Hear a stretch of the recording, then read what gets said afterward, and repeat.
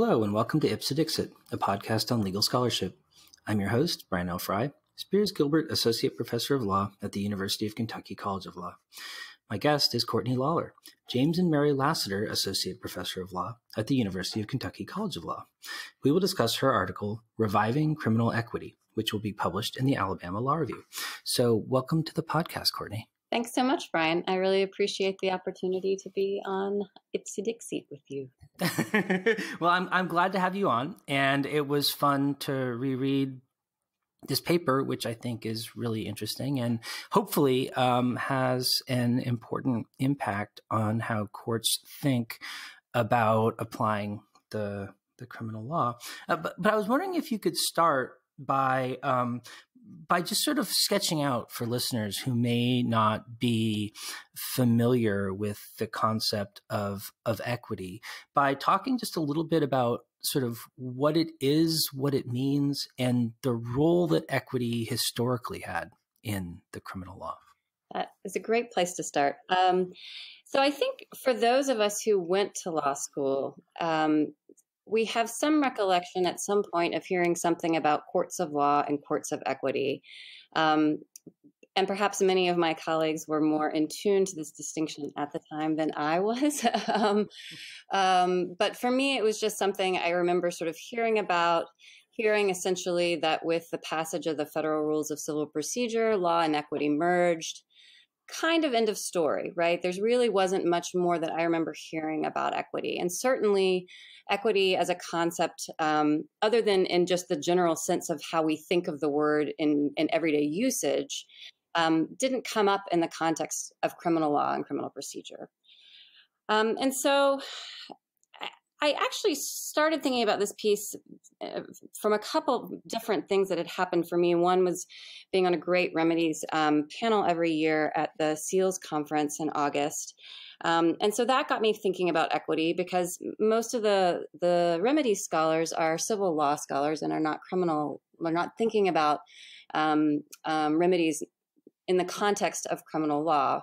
And most of the people who think about remedies in the context of criminal law really are thinking about sentencing most of the time, although there's obviously an increasing literature in the context of fines and fees more broadly.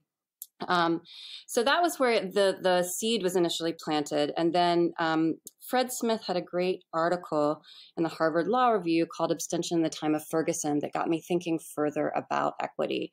And so when I started to do a little bit of digging, one of the things that I learned is that there was a reason I never heard equity talked about in the context of criminal law or criminal procedure. So equity's roots were really from ancient Greek and Roman philosophers way back in the day. And they viewed equity as a method of judging that would take up, in the words of Martha Nussbaum, who is a legal philosopher, a gentle and lenient cast of mind toward human wrongdoing. So equity was conceived as something that would correct or complement strict legal justice, right? So if the law and legal procedures and rules didn't adequately seem to address a wrong that had been committed, then equity came in to kind of act as a corrective on that, to say, look, we don't think the result here is right under the laws. And so therefore there's this mechanism of being able to kind of fix that.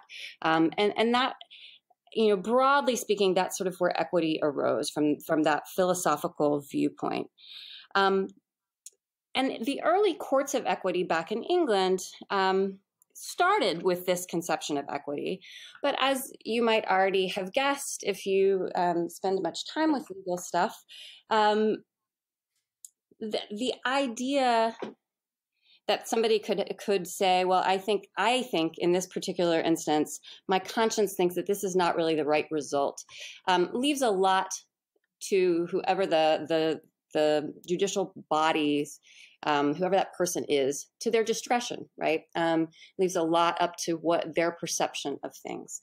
And so over time, the English chancellors who had initially had what they called chancery courts, which kind of adopted their equity courts, basically, So over time, those courts evolved from viewing equity in the way that the philosophers had initially conceived of it, and sort of tried to make it more predictable in the way that law was, right? To look at things like precedent, and to make the rules that governed one court of equity similar to what would govern in another court of equity, so that it wasn't entirely dependent on whoever the equity court or the chancellor was in that particular jurisdiction. So try and make there be some routine and some predictability in it. As a result, ultimately, we're still talking back in the 16 and 1700s here, but ultimately, courts of equity became much more parallel to courts of law in a sense. I mean, they still were viewed as being complements to courts of law, right? With the rule of law being ultimately what prevailed most of the time, right? But equity would come in the instances in which law did not adequately address whatever it was that was going on, the situation that was going on. So in your paper, you make a distinction that I think is relevant specifically to thinking about equity in a criminal law context between equity and mercy. I was wondering if you could kind of just briefly elaborate on that distinction and why it might be important in terms of thinking about the sort of specific meaning of equity in that context. Yeah, I think that is an important distinction to make. And I actually, Andrea Roth, who's a professor at UC Berkeley, has a great way of explaining that distinction that I think really captures it. So she says, unlike equity, which is a necessary part of rendering over-inclusive laws just, mercy is leniency granted by the grace of private persons beyond what justice alone demands or even allows, right? So the idea is that equity is a necessary complement to law. When there's some type of legal process, equity comes in to balance where there's not something else that adequately addresses the problem going on. Mercy goes a step beyond that. And mercy says, even if there is something adequately provided by in the law, there's a cast of mercy, a cast of leniency that goes beyond just equity in terms of balancing. And so I want to be clear in this paper and in the one that I'm working on currently, that when I talk about equity, I mean equity, at least in this current paper, in that more narrow and circumscribed sense, not in the broader sense of equity as mercy, which I think mercy then becomes a completely different concept. So I can understand why we might have wanted to see this kind of formalization of equity and reduction in the discretionary element of the judicial kind of powers in a civil law context where we've got two private parties in litigation against each other, kind of needing predictability, and so now I think we normally think of equity in relation to law primarily as a question, as you said earlier, of remedies. In other words, how are we going to fix whatever the problem is, less than in terms of what the substantive outcome of the decision is going to be.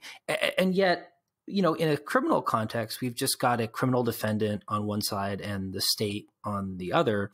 So it seems like there might be more room for that kind of discretion to play an important role, given that, we don't have the interest of two competing private parties. And yet you say in the paper, and this is certainly consistent with my understanding going into reading the paper, that equity generally isn't thought of as being really a meaningful part of the criminal law today.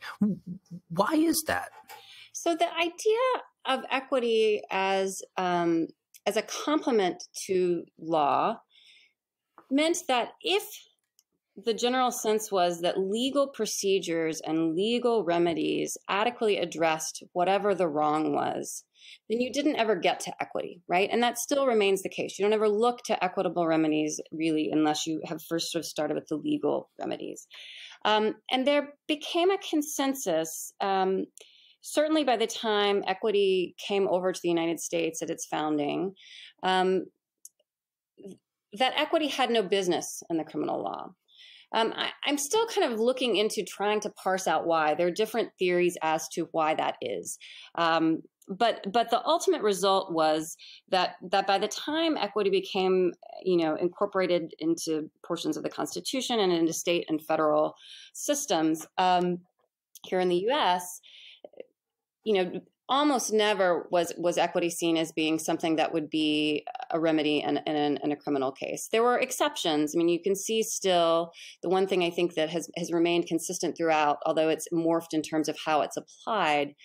You do see restitution as a remedy in criminal cases, and I always give the example of, if somebody stole my watch, historically restitution in a criminal case, you would ask for the watch to be returned or the value of the watch.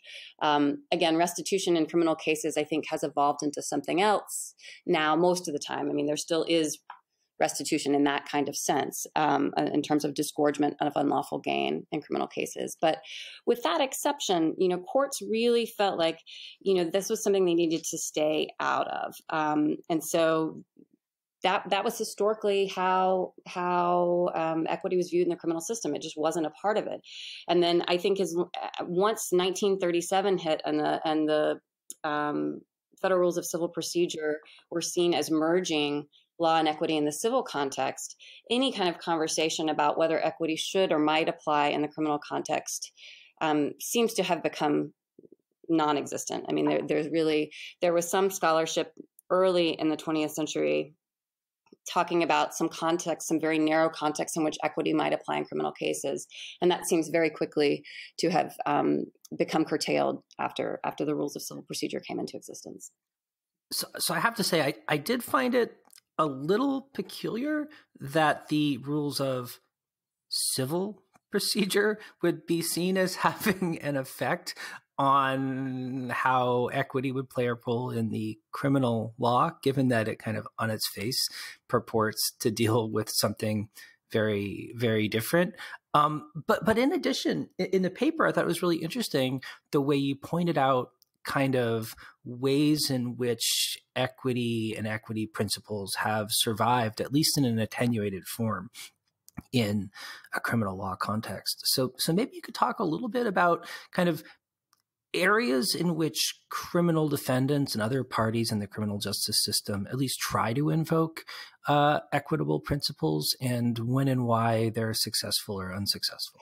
Yeah, so that's been a really interesting thing, actually, about this research that I've been doing, is that it became pretty quickly clear to me that despite this narrative we have about equity not playing into criminal cases, at least in recent years, and really, in some instances, over the last, probably half century or so, equity has been used as a remedy in criminal cases. And I think it's very interesting to look at that. And I think we really need to know that that's going on. And courts need to be aware of it, because it provides them an avenue often to give relief in cases where it may not be readily apparent from the statutes that are provided, for example. And parties need to be aware of it in terms of arguments that they could be making. So there have been two organizations who've been doing tremendous work actually using equitable remedies to affect what's happening in a criminal case, sometimes in an individual criminal case, and sometimes more systemically. And the two organizations are the Civil Rights Corps and the Southern Center for Human Rights. And a lot of the litigation that has gone on, I mentioned earlier, there's litigation related to fines and fees, has been in that context, has been either in the context of bail conditions or in the context of fines and fees that have been implemented, or conditions of probation, where private probation companies have been imposing conditions and then jailing someone for not being able to afford to pay for those conditions that the court never ordered.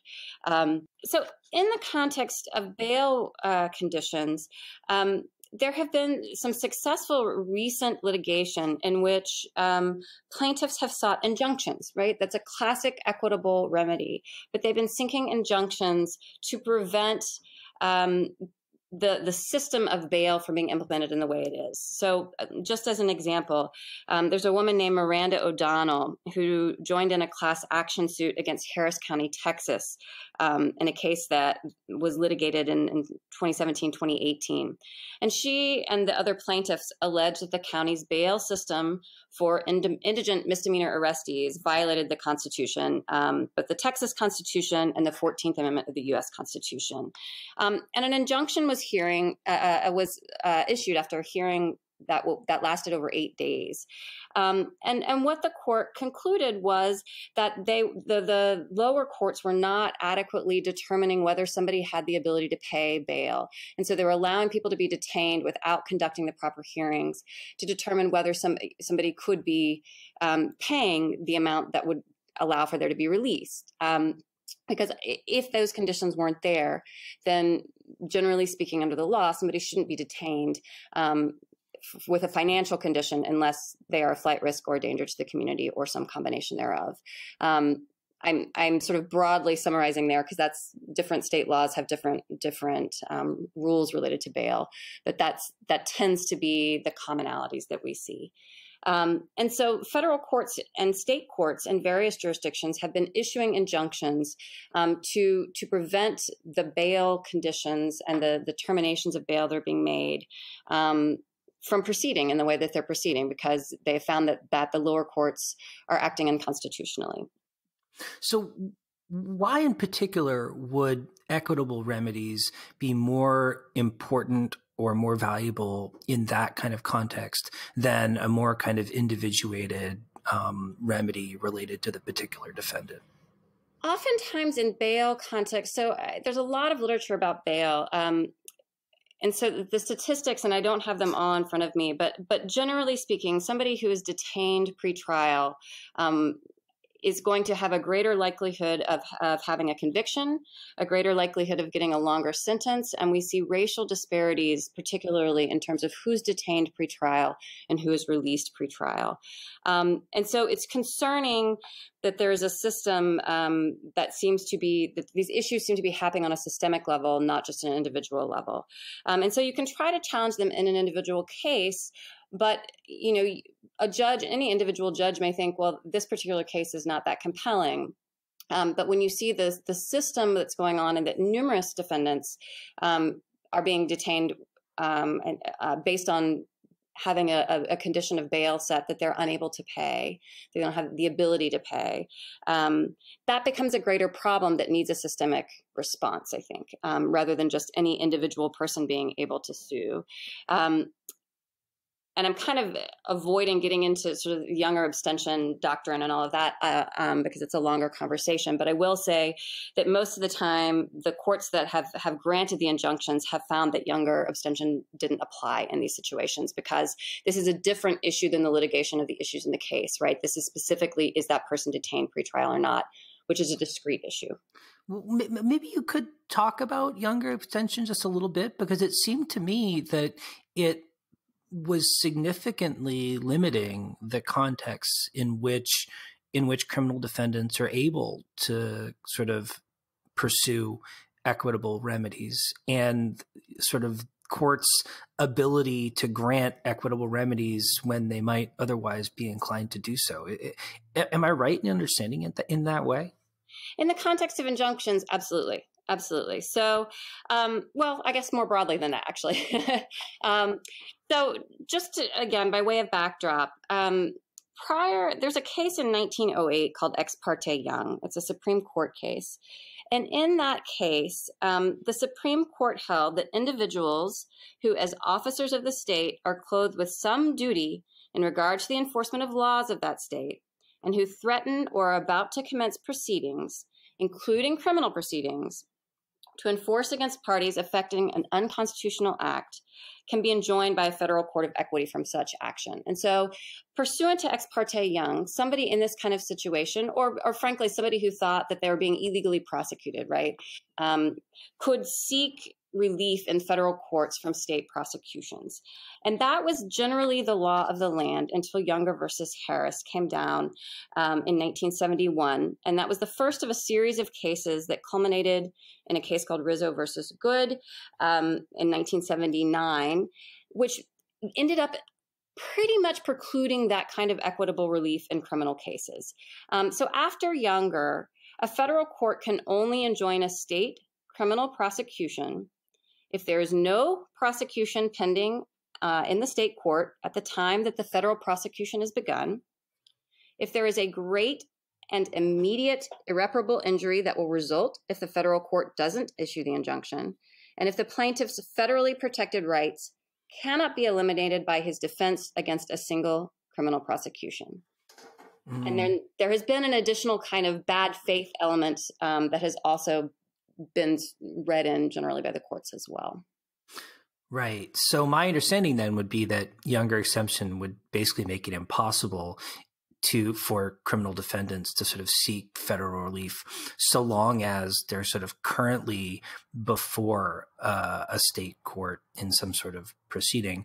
Why doesn't that apply in like the bail context? And what other context might there be in which equitable remedies are like a potentiality despite Younger? So the courts that have found Younger not to apply in the bail context have said basically that the injunction that's being sought related to pretrial detention is not directed at the state prosecution as such, right? Only toward the legality or illegality of the pretrial detention without a judicial hearing or without adequate protections, right, under the Constitution. And that's not an issue that can be resolved with the criminal prosecution. It's a distinct issue from the criminal prosecution, which thereby places it outside of Younger. And I think that logic makes sense. We first saw it in a case called Gerstein versus Pugh, which was a case from 1975, and we've continued to see the lower courts in many cases holding that. But you're absolutely correct. There are also lower courts who have said Younger applies. This is not something we are in a position to remedy. We cannot apply equity in this case. So it has been applied both ways. And again, I think Fred Smith has some very strong arguments about why Younger abstention should not preclude this type of litigation. There has been other situations in which plaintiffs, i.e. criminal defendants, have sought to equitable relief in the injunction context, where they have been less successful than they have been in terms of the bail context. So in terms of legal financial obligations, there have been a couple of cases out of Louisiana in which plaintiffs have challenged kind of two different aspects. One is just the inordinate amount of financial fees and obligations that they are given at sentencing in a criminal case, to say, look, this is problematic. We don't have the ability to pay these. And the separate issue that has come up, but tends to keep coming up, is that those fines and fees are being used to basically run the criminal justice system, to pay for public defenders' offices, to pay the court budget, to pay the prosecutors. And so to say, look, particularly when it comes to paying one's own lawyer, and that there's an incentive in some of the Louisiana jurisdictions, there's the pay to the public defender only occurs if the defendant pleads guilty or is found guilty. So if the person is acquitted or doesn't take a guilty plea and is found innocent in some other way because the case doesn't go forward, for example, then the public defender's office doesn't get paid. And so to say, look, there's kind of inherent conflict of interest in that kind of system when you're basically encouraging the public defender to seek guilty pleas from their clients so that they can get more income into historically underfunded offices. And so injunctions have been sought in those kind of contexts out of Louisiana primarily. And generally speaking, those have not been successful. There have been other contexts in which they have been sought as well, also in Louisiana, but in Georgia as well. Defendants and actually victims and witnesses have sought injunctions against prosecutors' offices because the prosecutors' offices have come up with ways to incarcerate and fine victims and witnesses who have chosen not to participate in the prosecution. One of those cases is currently pending. In another case out of Columbus, Georgia, Columbus ultimately changed their law in order to basically resolve the issue of whether an injunction ever needed to issue in the first place, right? So they kind of mooted the issue by changing the law and changing their practices. But there are numerous contexts, particularly in the fines and fees context, in which injunctions have been sought, and sometimes more successfully than others, based on younger. Yeah. So you also observe that in some contexts, criminal defendants have sought and obtained forms of equitable relief in relation to plea bargains and representation as well. I wonder if you could talk a little bit about those circumstances, sort of how they've worked and why courts have looked to equity in order to remedy them. Sure. So obviously injunctions are trying to prevent harm on the front end, to sort of stop a party from acting in a manner that causes a particular harm. Most of the equitable remedies that come up actually are trying to either establish or recover an existing right, to remedy that situation where they want to say, look, I have this right and I'm not being granted this right, or to recover a right that's there. And so specific performance is one of the contexts in which that's come up. And again, the first big case we see in which the court was looking at specific performance as a remedy in a criminal case is a case called Santabello versus New York, which many people learn about in their criminal procedure or 2 classes. And it's a 1971 case involving basically an agreement between a defendant and a prosecutor, where the prosecutor said, look, I'm gonna make no recommendation as to the sentence when it comes to sentencing. So Mr. Santabello, in reliance on that, entered a guilty plea, and the court set a date for sentencing. Due to numerous things that happened, by the time the sentencing took place, about 7 months had passed. Mr. Santabello had a new lawyer. The prosecutor was a different prosecutor, and there was a new judge. And the new prosecutor made a recommendation for the maximum sentence. Defense counsel objected, so that's not the agreement we had. First prosecutor had agreed not to make any recommendation as to sentencing. And so the court ended up saying, look, that's not okay, right? If, it's kind of basic contract law in some ways, right? If somebody relies on the promise that's been made, you have to maintain that representation. The interesting issue, and the issue that's still sort of playing out, relates to what you said, right? It relates to specific performance as the remedy. And so really it's the equitable remedy that's kind of key here. In this particular case in Santabello, the court said, look, there are 2 possible remedies sort of available in this kind of situation where there's a breach. You could have specific performance of the plea agreement in front of a different sentencing judge, or maybe Santabello could just withdraw his guilty plea, which is what he was requesting. And so the Supreme Court remanded it down to the lower court to make that call about what the proper remedy would be in that situation. And the lower court ended up ordering specific performance, saying Santabello's plea was entered into voluntarily. And so the defendant, had the assistance of counsel of his choice, entered into this voluntary plea. And so therefore, specific performance is appropriate in this case. Fast forward 40 years to Lollar versus Cooper, which is a Supreme Court case that came out in 2012.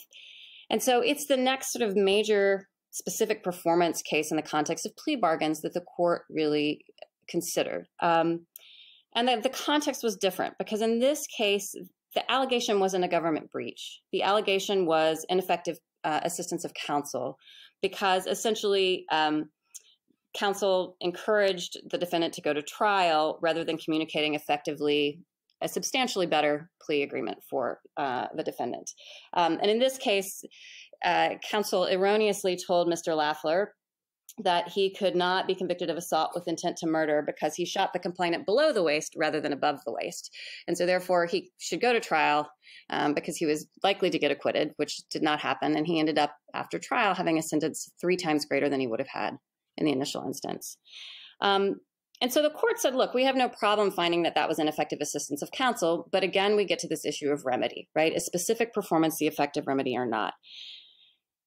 And the Lollar court really kind of punted on this one, right? I mean, what they really basically said is it's up to the trial judge what to do, right? We're not going to tell the trial judge. There are going to be reasons that specific performance would be appropriate and reasons that it's not. So we're going to always kick it back to the trial judge to make that call. And so one of the things I did in this paper that is to kind of look and see what judges have done since 2012, right? What remedy are they doing? Are they imposing specific performance, or are they doing something else, allowing a vacated conviction, resentence, that kind of thing? And a fair number of courts, both state and federal, have been ordering specific performance of the initial plea. So a few of them haven't been, but specific performance has become a remedy, an equitable remedy that we see being used to address problems on both the prosecution and defense side with plea bargaining. Right. So, Cortney, I wonder if in closing you could reflect a little on, based on your study of the use of equity in criminal courts, sort of how can and should criminal courts use equitable principles and equitable remedies going forward, and sort of where do you see this project going next? So one of the key takeaways, I think, for me has been, when I sat down to do this piece, was realizing how many, even if you take the narrower view of equity as sort of conceptualized by the early U.S. courts and the later courts of chancery, there are a lot of available remedies, equitable remedies available in criminal cases that I think most people aren't aware of, most judges aren't aware of, most parties aren't aware of. And so one goal is just to put this on the radar screen, to make sure that parties and judges are aware of these options. But I also think, and this is, I'm actually in the sort of middle stages of writing the next piece of this, which is, I think, it's my sense that equity provides an outlet to address some of the more pressing and concerning aspects of our criminal justice system. And so I'm looking at the different ways in which courts might be able to use equity and parties might be able to argue equitable remedies to address some of the more sticky issues that legislatures are reluctant to address because they want to get reelected, right? People who are in office would like to get reelected, and they don't want to seem soft on crime, for example. And so I think sometimes the issues are better left to courts, but sometimes courts need a mechanism to be able to reach what they view as being the right result when there's not a readily available legal hook for them to be able to do that. And so I'm looking at what the parameters of that should be, because obviously I'm not trying to go out and say, oh, we should just give complete discretion back to every single judge, to do whatever they want, anytime they want, based on their own conscience, because that's, I think, a little too unbounded for most of us. Great. Well, thanks so much for coming on the program today, Cortney. Thanks so much for having me.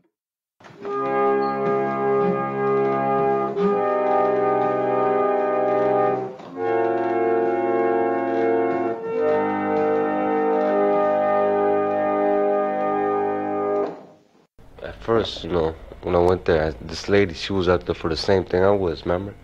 That lady that got picked up for shoplifting. When the judge gave her that, I was going to, run out. We went downstairs, and I told my mother I was going to leave.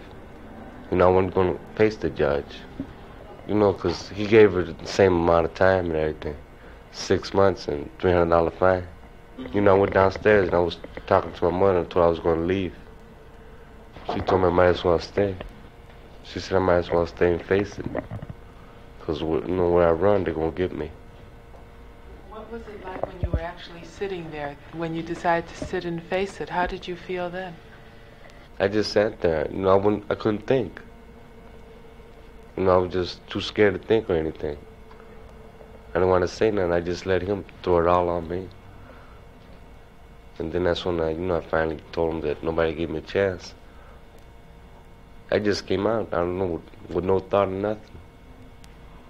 But it helped me. Since he gave me a chance now, I take it, and I'm going to prove right to him.